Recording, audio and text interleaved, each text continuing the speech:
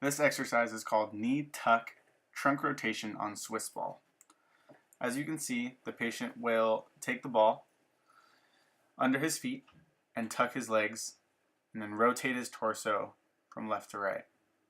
This is a core stabilization technique that can be used in phases 3 and 4 to strengthen the core as well as functional exercise. This exercise is very difficult and should only be considered in the later phases of exercise once strengthening and range of motion has been done thoroughly in phases 1 and 2. First form is in supine. The physio ball will be placed on your back or lower back, thoracic and lumbar spine, and the patient will be having their feet flat on the ground and their arms will be at their side, touching their glutes. The movement will be as right arm flexes up and holding at end range, the left leg will be extending. So you're going to have knee extension with shoulder flexion and holding it, and this will again aid in strengthening in neuromuscular education, activation patterns, proprioception. This will be involved in phase 3 and phase 4 of the rehab. These are great exercises to work together with, since you'll be working on anterior and posterior structures. A way to progress this exercise would be adding 1 to 2 pound weights, wrist and ankle weights on the patient if you want to make it difficult, and using a more unstable surface will be beneficial as well. The second form is in your prone. Cues for the patient will be, again, keeping your core engaged, making sure that the movements are fluid and controlled, and keeping the head and spine in line with the spine and neck. Cervical spine stretches are done by first looking down with your shin touching your chest. Then look up towards the sky. Next, bring your right ear to your right shoulder and your left ear to your left shoulder.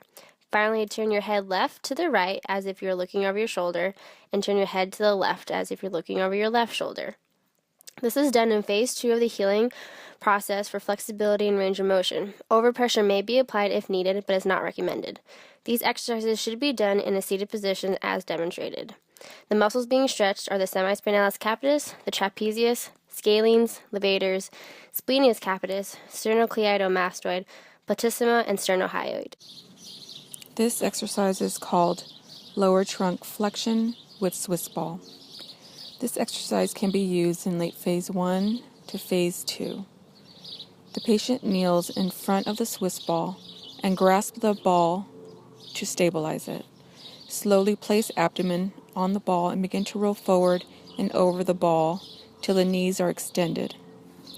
Through that motion, hands should be placed out in front on the ground and feet are kept in contact with the ground to stabilize the body. Hold a few seconds to really feel the stretch and slowly roll back to the starting position and repeat.